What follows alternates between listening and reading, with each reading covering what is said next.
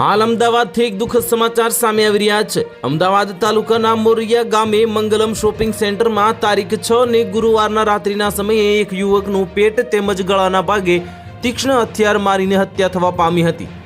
આ બનાવની જાણ ચાંગોદર પોલીસને થતાં જ તુરંત જ પોલીસ સ્ટાફ ડીવાયએસપી સાથે તુરંત જ ઘટના સ્થળે જઈને તપાસ હાથ ધરી હતી।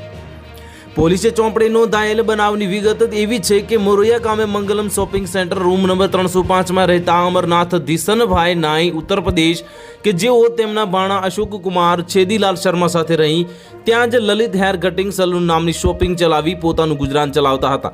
તેઓ પોતાના દુકાનેથી ભાણાનો બહાર કેસર સિટી જવાનું કહીને નીકળ્યા હતા।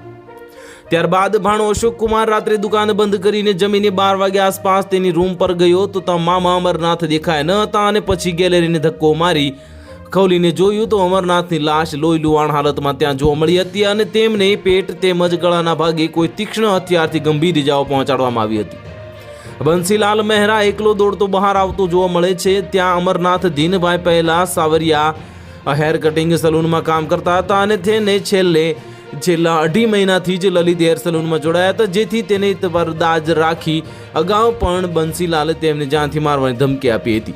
તો હાલ માટે આટલું જ। મળીશું નવી અપડેટ સાથે। જો તમને અમારા વિડીયો પસંદ આવતા હોય તો વિડીયોને લાઇક કરી દેજો, ચેનલને સબસ્ક્રાઇબ કરી બાજુમાં આવેલા બેલ આઇકનને દબાવી દો, જેથી તમને આવા સમાચારની અપડેટ મળતી રહે।